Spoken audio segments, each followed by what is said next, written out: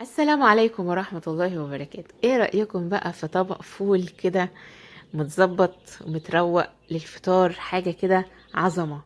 سهل جدا، مش هياخد منك دقايق. اول حاجة معايا بصلاية وسط كده وقطعتها مع معلقتين زيت زيتون، وهشوحها تشويحة ايه تمام. اول ما لونها يتغير كده، مش يتغير يعني المية اللي فيها تخلص او تحس ان هي دبلت، هبدأ احط معلقة من التوم مفروم او متقطع زي ما انت شايفة كده، مش هتفرق قوي، مش مشكلة يعني انه يكون، مش لازم يكون مفروم، انا مقطعاه بس. وكمان هنظبط بقى الملح والفلفل والكمون نص معلقة صغيرة، علشان لو عوزنا في الاخر نقدر نحط، لكن لو عملناه حادق مش هنقدر نصلحه. فانا بحط الملح بالتدريج، بس لازم يتحط مع البصل عشان يديله ريحة حلوة. ومعانا بقى فلفل، فلفل عادي، فلفل اخضر احمر الوان، اي فلفل، حوالي كده يعني معلقتين 3 من الفلفل حسب كمية اللي هتعمليها وعدد الافراد اللي هياكلوا. فول بالطريقة دي خطير جدا. ومعانا كمان حباية طماطم متقطعة صغير، كل ده على نار متوسطة وبنقلب. انا ما حطيتش الطماطم غير لما اتاكدت ان البصل استوى كويس وان الفلفل اتشوح وبقى نزل المية بتاعته.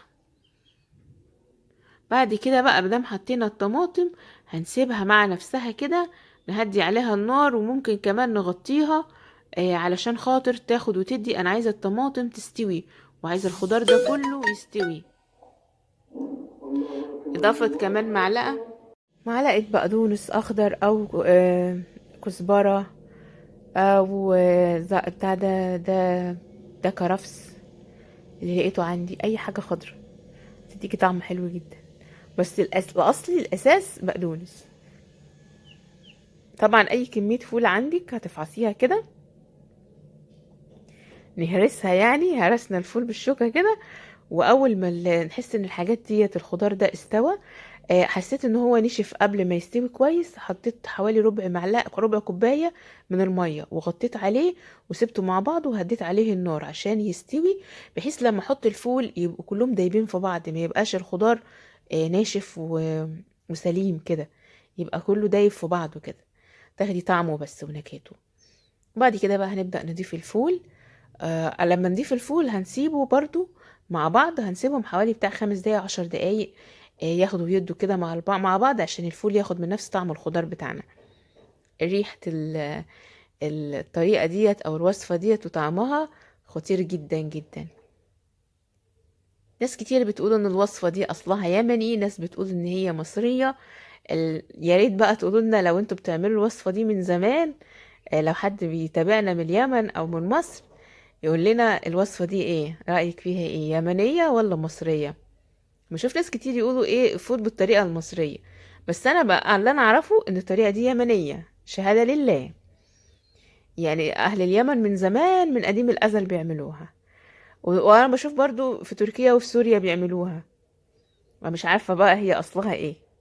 اللي يعرف اصل الوصفة دي يكتب لي. بس كده سيبناها، بس مفيش 10 دقايق شايفين لون الفول اتغير وطعمه وريحته اتغيروا، ده غير ان انت بتديله ايه، قيمة غذائية اعلى.